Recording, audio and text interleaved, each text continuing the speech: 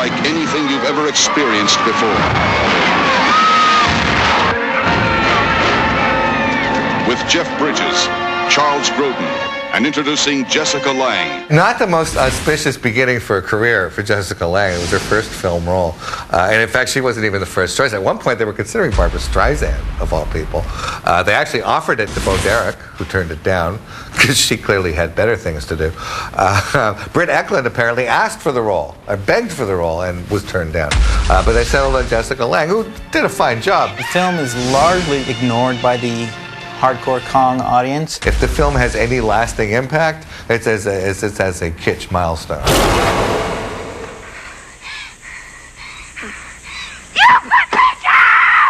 To Peter Jackson, the 1976 film was sort of like, it's his blind spot. He kind of he misses it. He doesn't notice it. It didn't happen, so. It is time. Give him the sword of the king. Become who you were born to be. Lord of the Rings, of course, having won its 11 Oscars and made all of this money and been just this huge blockbuster phenomenon, proved on a number of levels that this film, it was time for Jackson to do King Kong.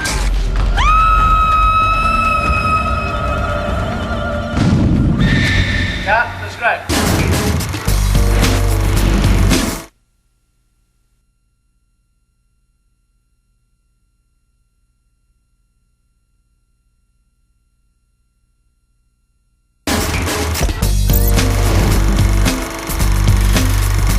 For 35 years I've had this, movie as my favorite film, and the fact that I'm remaking it now is like an incredible dream come true. Action! I just thought a version of this wonderful story told with the technology that we have available to us today would be a really amazing thing. This was a no-brainer, which is why they basically just threw money at him.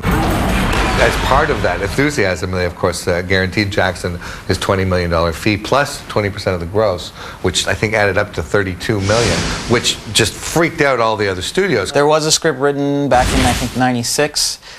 They dusted that off. They decided to change things around now that they had matured in writing scripts for Lord of the Rings. The more important things that we learned were involving the reality and fantasy as it is. If you have a fantastical story with fantastical characters, try to put as much reality into it. Try to have the characters real, that their emotions are real. Try to give it some degree of character depth. Jackson learned during the Lord of the Rings experience, well, he knew going in that the farther away you are from Hollywood and the interfering masters in Hollywood, the more autonomy you have and the less interference. So shooting in New Zealand had become a key to his process. I'm determined to stay in New Zealand and to make my movies down there. That's where I'm going to shoot my picture. Herb, get the camera. In regards to casting, I think Peter kind of had the pick of the litter at the time. He was known to be, an amazing director, easy to work with, and had done these huge blockbuster films. He was looking initially at people for the Carl Denham role, people like George Clooney and Robert De Niro, both of whom would have been great. Ended up choosing Jack Black.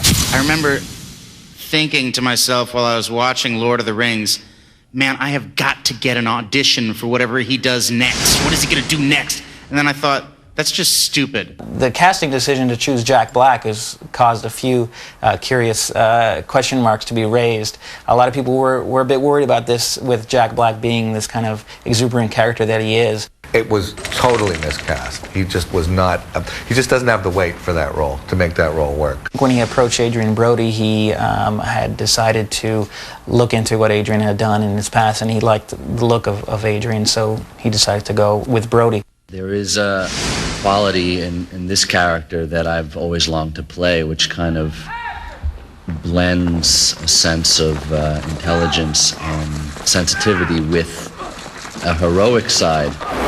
She can't escape the feeling that forces beyond her control are compelling her down a road from which she cannot draw back. It's as if her whole life has been a prelude to this moment.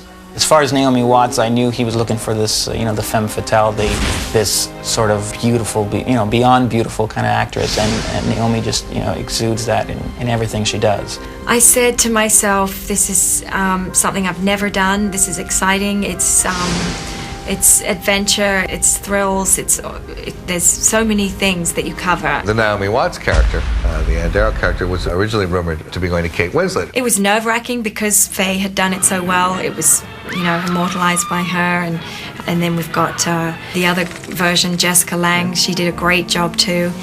Big shoes to fill. Big shoes to fill. So you are ready for this voyage, Miss Darrow? Sure. Nervous? Nervous? No. Should I be? You'll always have naysayers. You'll always have people who will trust Peter, as the expression goes, trust Peter, and go with him on whatever he decides. And then there's always people who are kind of wary and they don't know how it's going to turn out. He means to murder us! Never! Smeagol wouldn't hurt a fly! Ah! He's a horrid, fat horrid! The technology that they used to create Gollum, using Andy Serkis's face as the model, had proceeded even that much further since Lord of the Rings, to where you could actually articulate a Kong face and give it emotion and give it a personality. First, Andy went to Africa to study the movements of these kind of silverback gorillas. You cannot but help feeling this kind of, that they are kindred spirits. The good actors like Naomi, like Andy, they want to make it as real as possible, as truthful as possible, because the camera sees that truth. The camera sees into an actor's eyes and knows whether they're faking it or whether it's real.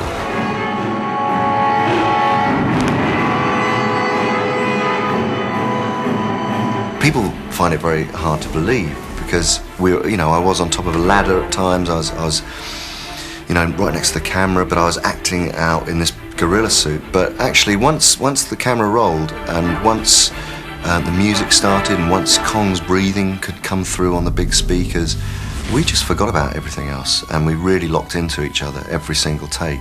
You just have to go. You have to believe. You have to commit. You have to travel that journey. It's not something you learn in acting school.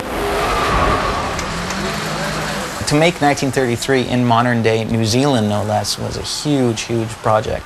They actually built a massive Times Square set. Of all the incredible sets, the New York set is without a doubt the most impressive. It's New York.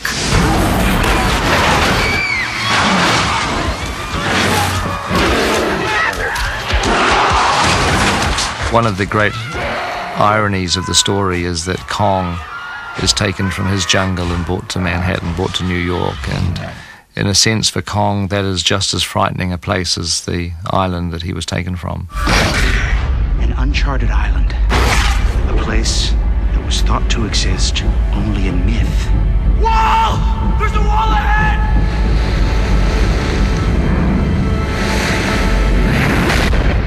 You want to have jungle back through there, and then on this side you do it as you've done it with the height. One of the things that Pete said to us in the very first few days, I want it to be a horror show. It was an infrastructure in itself. I mean, there was no electricity there, there was no, amenities, there was no food, no nothing, so they had to bring the entire production up from Weta right up until this place. So there was trailers, there was electricity, there was food, there was toiletries, there was everything there. And it was the ultimate camping trip. In a sense, it had to be something that we created. I didn't want it to be a location that we could all jump in a bus and go and drive to Skull Island and make our movie. Let's just try looking at putting its nostrils down a little bit lower too. Peter Jackson loves to use miniatures. He thinks that, and he's right, that these miniatures add a more realistic feel to almost anything you can do on a computer screen. There was an entire miniatures department which was just absolutely incredible. The final venture that appears in the movie is a huge model that Weta Workshop made a large miniature. It's something like 20 feet long, because the larger the miniature, the more detail you get. Full of rigging and spare ropes and that kind of thing that just make it a bit more realistic. It is a phenomenal and beautiful piece of art direction. It is really a triumph of creative filmmaking.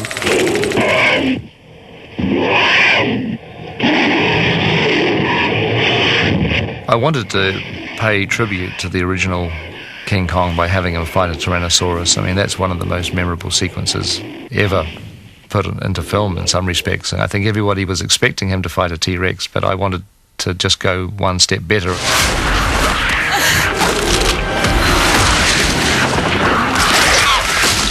When you're talking King Kong, everything is big. From the money to the special effects, everything. I feel like it's in the hands of a master. Not only a master filmmaker, but a master of this genre, of creating a world that no one can rival. First of all, you've got the ape, so you've got the main character, the star of the film, entirely computer generated. And then you've got a lot of the sets and a lot of the backgrounds. A lot of the camera moves were computerized. So this movie could not exist in the real world. And now Kong is toppling over. He's overbalancing. Run, run. Cut. The expectations people had for this film were that it was going to be, massive. It was going to be this huge kind of blockbuster of a tale, and it was just going to be this huge thing. Whether or not that actually happened, the jury's still out.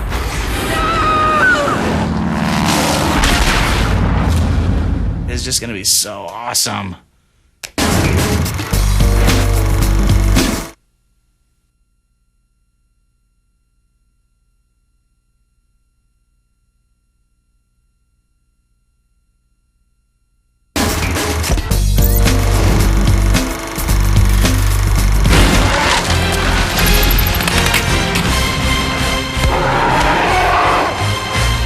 The film was originally budgeted for $200 million, which is a huge amount of money, but again, a low-risk venture because they were going to get back all this cash. Now, as the film progressed, and it ended up costing $207 million, thus making it the most expensive movie in the history of cinema. Peter Jackson was given $20 million to direct the film, which is still, right now, in the Guinness Book of World Records as the most payment given to a director to do a film. I love movies that take you on a wild trip into some fantastical environment or situation, and I want the film to do to audiences today what it did to me when I was 9 years old and I saw the original. December 14th, film's released, and of course, people have been lined up around the block for weeks. Makes $50 million in its opening weekend. Goes on to gross. North American domestic was like $218 million. That sounds good. Can we change the title to King Frickin' Kong? I think it would make more money. I can probably say that the film could have used some trimming, but then again, they don't pay me $20 million to make films, so. And now there's this new DVD version that's even longer. I mean, it's enough. Okay, it's a big monkey. We get it. But Jackson's just so passionate about it. You could not have given him too much Kong. King Kong was actually nominated for 4 awards: sound editing, visual effects, and set decoration. It actually won 3 out of those 4, so it's not too bad, actually. I don't know that it's a movie that you necessarily need to or want to honor with Oscars. It's not a great artistic achievement. It's an amazing technological achievement. It's an amazing pop cultural milestone, but it's not one of the great films of all time. The original, perhaps.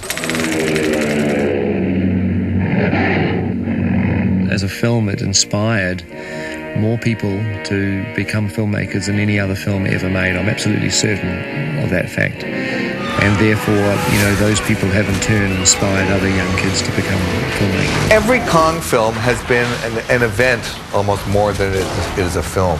It's important, certainly, in the cultural zeitgeist, is as an event, as a spectacle, as opposed to just a blockbuster movie.